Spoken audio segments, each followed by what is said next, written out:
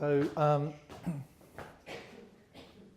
I thought I'd do this, talk about why we should be talking about what we're going to talk about today, which I guess is why you're here. So you may feel a little bit meaningless. However, I'll try to give it some context. And I was trying to think about why should we care about engagement, and I made a mistake, and I came up with these two, and I wrote International Women's Day. I should have actually used women, but there you are. I didn't think of it at the time. But these two guys, we've got Frederick Corbett, who you may or may not have heard of. Now, he was a guy, he was fighting his war in Egypt and surrounded by impossible odds. His commanding officer goes down. Everyone says, let's retreat. And he says, no, I'm going to look after this guy. And he stays there and he protects this guy and manages to get him off the battlefield. He got the VC for it.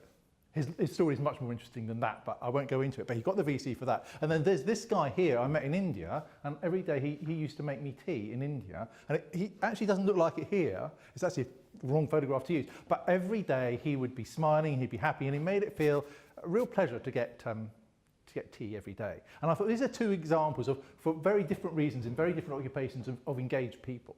And I wanted to start off with them because often when we talk about engagement we think of a certain type of person, certain type of industry, but engagement is something that impacts on everyone, every level of society in all kinds of jobs.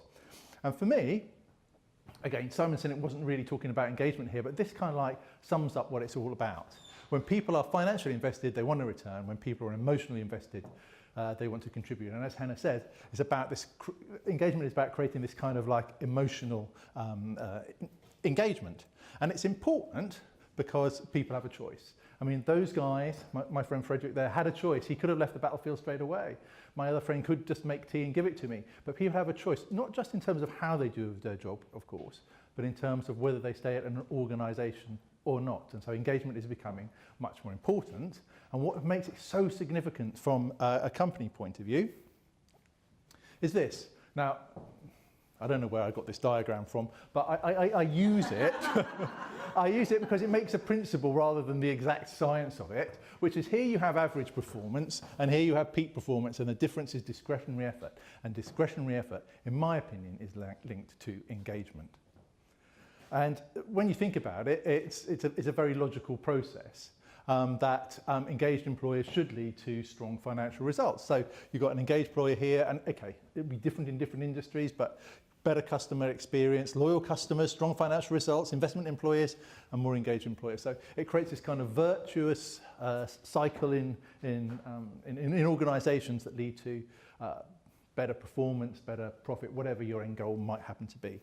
And of course, there's loads of research that's done on it nowadays. Engaged employees are 87% less likely to leave. Engaged employees have 3.9 fewer sick days. Engaged employees outperform disengaged employers by 21%.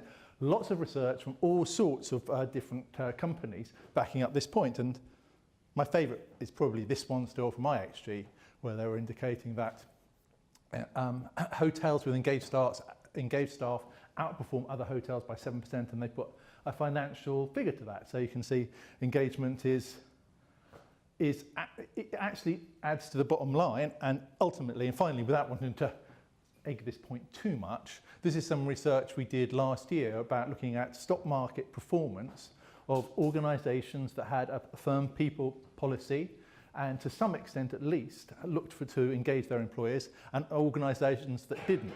And as you can see, across all major stock markets, organisations that invest in engagement, invest in employees, outperform those that don't by some considerable margin. And to add to that, it's worth saying that this is only becoming more important. I mean, a lot of people talk about this, you know, the balance of power shifting, entering the age of employees. Now that is true when we look at a lot of the jobs that people like me are responsible for recruiting for. If you're working in a shoe factory in Bangladesh, I think it's less the case. However, on the whole, we're entering in this age where employees tend to have more power. And I think a great example of that is a power to move jobs, a power to share information. And you know, you can look at things like Glassdoor, and you can sense this power. And Glassdoor always makes me smile when you get great quotes like this. Horrible, the place is filled to the brim with nut jobs. Give us your useless and incompetent people, we will take care of them for as long as they are alive. And you kind of like, people have the freedom to do this kind of thing, and the more engaged your staff, the less likely you'll get that kind of comment. So therefore, the question is should be that. Should engagement be top of a corporate agenda? And, well, I think it probably should be.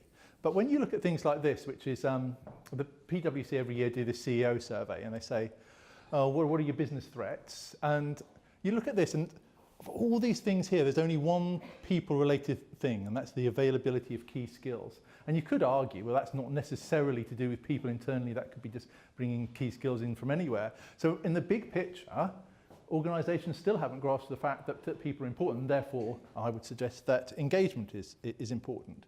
It's a little bit different when you look at the personal motivation of senior people in the terms that the top, in terms of when you ask CEOs about what the legacy they want, they say, oh, they want to develop talent and skills in business, develop staff education, create a great working environment, that kind of thing. That is the kind of legacy a lot of people want to leave, but on the whole, people don't take people seriously. So I'll ask you this question.